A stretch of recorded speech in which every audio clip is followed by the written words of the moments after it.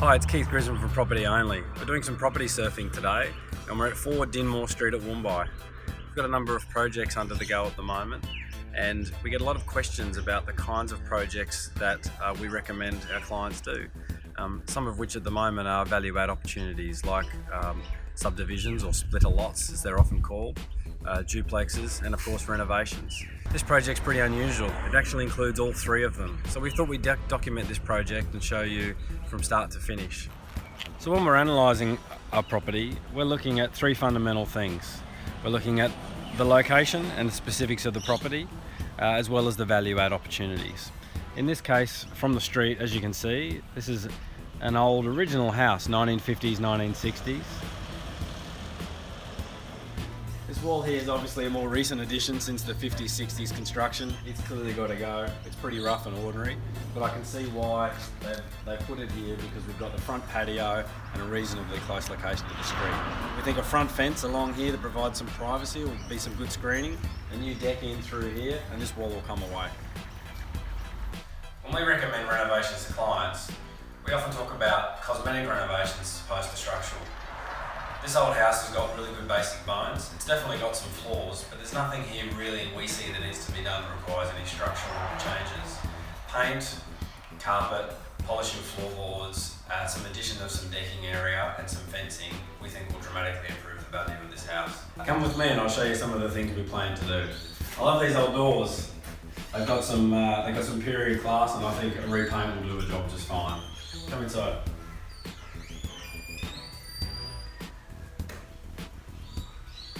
This is the lounge room. The deck that we were just standing in is off to my left. Got some beautiful plaster ceilings in here that definitely have to stay and are going to get painted up.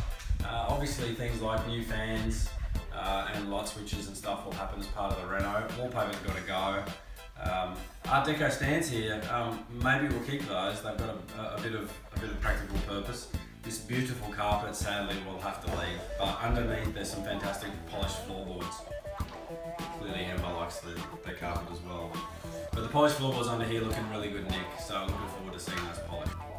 This room's a bit different. This speaks of 1960s to 1980s grandma. It's got some great looking curtains, they'll have to go. But the fundamentals of the room are fine. Some huge built-in robes behind me, they'll stay with a repaint. When we first settled on this house, there was a double built-in bed, which I've never seen before. In fact, all of the rooms have all of the beds built in. I found out that the reason is the house was built by a builder himself, and him and his family lived in the shed that I'll show you in a minute when they first bought the property in the 50s, and he built the house in the late 50s, early 60s. So a pretty interesting story. But as a result of being owned by a builder, everything is built in. So built-in bed head, the bed was removed. You can see the beautiful floorboards underneath that are going to come up a treat when we polish them. This is bedroom 2. Again, another built-in bed that we've removed. You can see the remains of the bed head. Nice Duchess, anyone interested? And some built-in robes in behind us. Originally this room was actually a little bit bigger, but just on the other side a toilet was added because originally they had the old Thunder box out the back. So the toilet was retrofitted to the building, I guess in about 1960, 1970. Bedroom 3, this is pretty cool, right? As a kid, I loved this. Built-in double bunks. If you look down the bottom, you can actually see there's an old door off the shed that's used as the base of the bed. For now, we've decided to leave these simply because the most likely location for a bed in this room is exactly where these are. So we figured the practicality of these might work. We can always take them out later on. Plenty of cupboard space in here, like all of the house. A bit hard to get some footage of the bathroom. It's not quite in original condition, but clearly it was refurbished in the 80s when Peach was the go. We'll have to renovate here. Wouldn't call this kitchen original, but it's certainly out of date. Although maybe if we can leave this kitchen long enough, this might come in back in style. Fox timber doors, orange bench tops. Who wouldn't like it, right? Maybe we'll go with the retro theme here. But the windows are in great nick and some of the bones here will be okay. So we'll work out what we do with the kitchen over the next couple of weeks. We've already had to add a stove in because there was actually no stove in the building. The lady who was here cooked out of a microwave and before that had an old wood-fired one, so pretty classic. Maybe the liner will have to go though. How cool is this room? You might think it's an office, maybe a big wardrobe, although there are some big cupboards at the end. This is actually a sewing room. The lady that sold us the house was 96 years old. She lived here most of her life, raised all of her children here, and her husband, as I mentioned before, was a builder. This was her sewing room. I think it'll work okay as an office by the time we're finished with it. And for now, I can't bear to take this out.